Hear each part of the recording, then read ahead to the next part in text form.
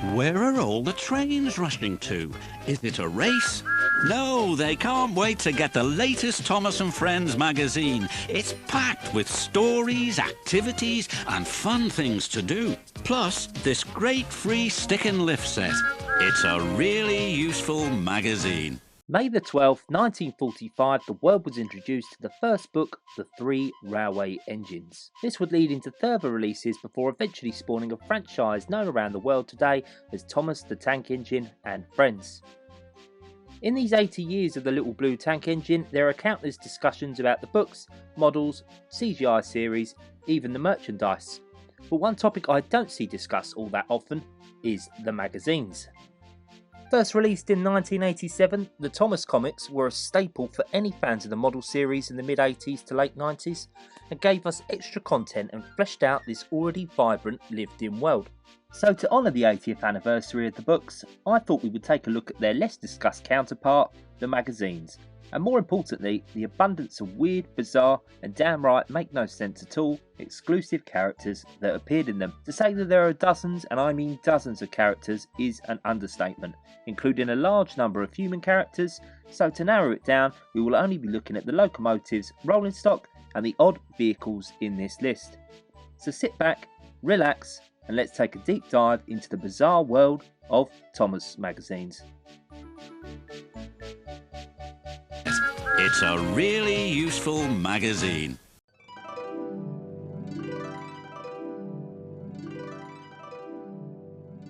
Now, when it comes to miniature engines in the series, Isledale Railway is the only miniature gauge line on the island of Sodor. Featuring the likes of Bert, Rex, Mike and Frank, these little engines ran on a 15-inch gauge line along the old Mid-Sodor railway route. However, in the magazines and books, this is not the case at all. In this world, there are several unnamed miniature engines that appear throughout the timeline. Some of these include: nothing is known about this little engine other than it runs along a miniature gauge pier railway and its only appearance was in Thomas's big book of games and puzzles in 1989. Released in 1991, the new railway story features miniature replicas of Thomas and Percy that ran on a beach miniature railway. The railway itself was proposed to Sir Topham Hatt, who agrees to the idea of having it built, and after which the railway is completed, Thomas then discovers the miniature replicas of him and Percy running the line. Now the miniature red engine runs on a little line which again is based by the seaside. First appearing in Shrinking in 1994, Oliver sees the red engine on the back of a lorry and thinks the engine has shrunk in the rain. However, the Fat Controller later explains that he has saved it from the scrapyard to work on a seaside miniature railway. The Safari Park engine is a minimum gauge tank engine that works at the Safari Park. Appearing in 1995's Safari Park Special, the engine first came to Sodor on a ship from the mainland and was taken by Thomas from the big harbour. Word of the Safari Park Special spread and the other engines became jealous of the little engine because of its important job. Kingfisher is a rideable miniature engine that first appears in the magazine story The Tiny Engine. James takes the Fat Controller and Bridget Hatt to the water park. Yeah, Sodor has a water park, who knew? And whilst there they see a miniature engine called Kingfisher providing rides to visitors.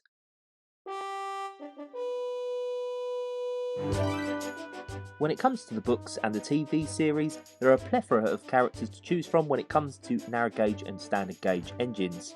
And the magazines are no different, so let's take a look at the various characters of standard gauge and narrow gauge that appeared within the comics. First appearing in 1994 with Thomas and the Pier Train, the Pier Train is an electrical multiple unit operating a small narrow gauge electric line along Tidmouth Pier. It provides public passenger transport from the shore to the pierhead and is a popular tourist attraction amongst holidaymakers. Appearing in 1994 with Percy's engine, the Pantenti class replica is an old-fashioned looking steam locomotive. Percy first encountered this engine while passing by an abandoned quarry and later found out it was a replica which had been secretly tested there when he saw it at a steam show. Flying Thistle is a big Crimson Express tender engine who works on a railway on the mainland. The locomotive first appeared in 1992 in The Visitor and appeared on the island as a visiting engine. Percy was the first to meet him, but the other engines did not think he was real at first. He then arrived to run an express line that had not been used in a while, and whilst running it, he broke down and was helped back by Donald. Now, what's strange about this one is that he is depicted with a face in the original illustrations of the visitor, but in the final version of the story, he was actually depicted with just a smoke box door, and both sets of pictures exist. Now, this one is a first for the list, but Sydney actually appears in two separate stories. Sydney is a small blue saddle tank engine who runs a narrow gauge branch line near Duck's branch line by the sea. First appearing in 1998's The Scenic Railway, his last appearance would be on the pier in 1999. Sydney runs a line situated at the Bay View Holiday Park and would later run a short temporary line laid along the pier for Tidmouth Pier's 100th anniversary. 13 is a dark grey open cab saddle tank engine from the mainland. Appearing in 1998, the Unlucky Engine, 13 was a spare engine from the mainland and was brought to help Donald and Douglas, who were feeling overworked. When he first arrived, he proved to be very unlucky. He causes delays for Donald and Douglas, got hit by a landslide, and then damaged his firebox, which got knocked out of place.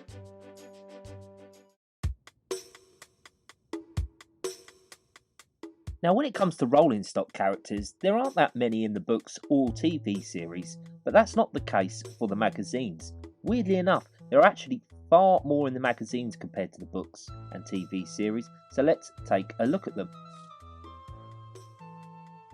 After hearing Thomas boast about his new coat of paint, the trucks mentioned that they did not like black paint, so the naughty pink Troublesome truck told the other trucks to be naughty so they could get new coats of paint.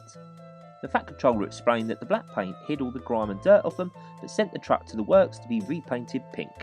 The Fat Controller later told him that the pink would wear off in the end. The Carols on Wheels is a specially modified Troublesome truck designed to carry carolers during the Christmas season. Carols on Wheels is loosely based on a 7-plank open wagon with its sides removed and roof added so that the carolers can be seen and heard. Now this one I quite like, a really novice idea.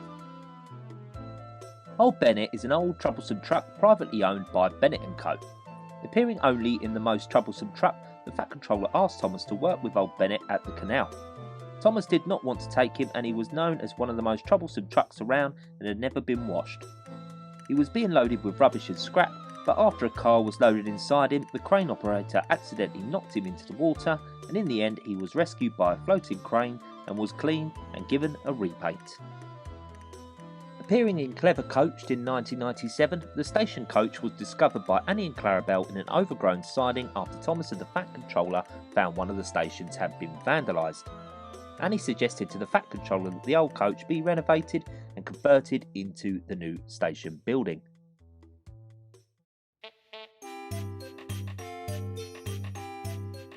Now, when it comes to vehicles in the Thomas world, there are quite a few named characters to choose from. George, Harold, Bertie, the list goes on, and the magazines are no exception. But let's just say this is where things start to get a little out there. Released in 1998, Percy is tasked with the job of delivering 6 Dodgems to the fairgrounds. They were rather troublesome, territorial and single-minded. They only enjoyed the fun of the fair, believing it to be the only place to have fun. However, when one of the Dodgems is plunged into the sea by mistake, he enjoyed it and the rest of the Dodgems learned that there can actually be fun outside of the fair. Now this one for me is rather messed up. Sentient bumper cars. Really? First appearing in 1997 and last appearing in The Big Speech in 1998, the ice cream van is a special van who spends most of his time delivering ice creams on Sodor. The van is based on a 1947 Albion Victor FT, converted into an ice cream van painted in bright yellow with various pictures of ice creams all over the exterior. Now this is a character that I actually think would fit in the model series, something I would have loved to have seen. Appearing more than once in the comics, Angus is based on a Dennis Big Six fire engine who works with the Sodor Fire Brigade. He likes to work hard and has plenty of friends. He is sometimes full of himself, but knows when to be serious in a situation. Debuting in False Alarm in 1999, the last appearance would be in Well Done Referee, also released in 1999. First appearing in 1998, the Best Bus, and last appearing in the Open Top Bus. This open-top double-decker was a bus that was once taking most of Bertie's passengers, much to the concern of Thomas. However, when the heavy rain came, the passengers decided to have a nice dry ride aboard Bertie. Appearing only in 1998's The Carnival, the float lorry only makes a cameo appearance. The float lorry actually looks similar to the horrid lorries, and there is a little bit of trivia behind this. It was actually introduced 4 months before the 5th series episode, Horrid Lorry, in which the horrid lorries made their debut appearances. The episode would have been filmed long before it had aired, allowing for the magazine artists to use the horrid lorry as a basis for this design. Well, that's just some of the interesting, quirky and downright bizarre characters that have appeared throughout the classic era of Thomas magazines. I really hope you've enjoyed it just as much as I enjoyed making this one, going down memory lane, looking up all these mainly one-off characters that made brief appearances, and it got me thinking. If Britt and David had never left the helm, could we have seen some of these characters later down the line in the show? Possibly.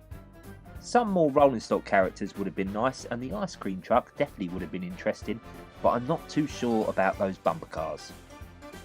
Well, thank you for watching again. I really hope you've enjoyed it. These specials will come out every 1,000 subscribers we hit, and I already have an idea for the next one. So if you enjoyed this one, you know what to do. Again, thank you for watching, and I shall see you then.